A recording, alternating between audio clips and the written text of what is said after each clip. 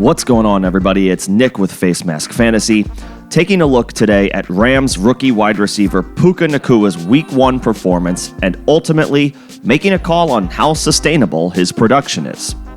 It's well documented by now what Puka accomplished in his first career game. 10 catches on 15 targets for 119 yards while playing 78% of the Rams' offensive snaps. Perhaps the most impressive statistic, according to Chris Wecht of Fantasy Points, is that Puka was the first read on 45% of Matthew Stafford's passes. That's good for 7th in the league, in the company of some of the biggest names in fantasy football. In a game where we figured to see players like Tyler Higbee, Van Jefferson, and perhaps the backfield handle most of the work on offense, it was the Rams' young receivers that helped lift them up in an impressive upset win on the road against Seattle. Speaking of which, Tutu Atwell also deserves some love here with 6 catches of his own, also for 119 yards in Week 1.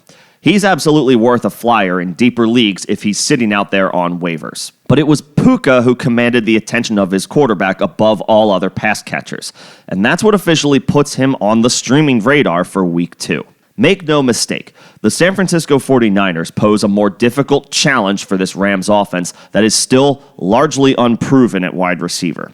We need to temper expectations for this week because it's hard to see LA putting up another 30 points against a much better defense than the one they faced Week 1. Still, I've officially come around to adding Puka off of waivers as long as you don't have to spend all of your FOB to make it happen.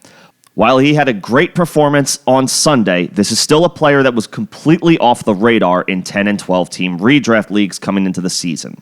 But Cooper Kupp is on IR and will miss at least the next 3 games. Whether Kupp is even able to return Week 5 is not yet known, and the vibes around his hamstring setback have not been good thus far. Puka will continue to receive plenty of opportunities in the interim, though his performance likely puts him on the 49ers' radar as far as who they want to consider trying to take away in this offense. But, especially in PPR leagues, Puka has wide receiver 3 upside for this week. We still have to consider him a bit boom-bust because there's no track record here to go off of.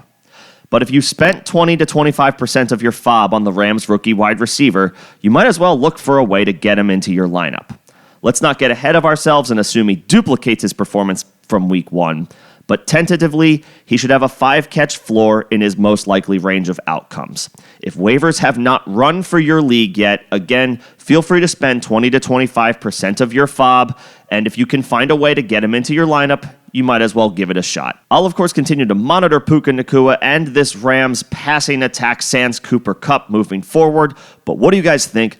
Put any thoughts you have about this situation in the comment section below, and we can have a conversation about this. Until then, this is Nick with Facemask Fantasy. Don't forget to subscribe. Thanks for listening.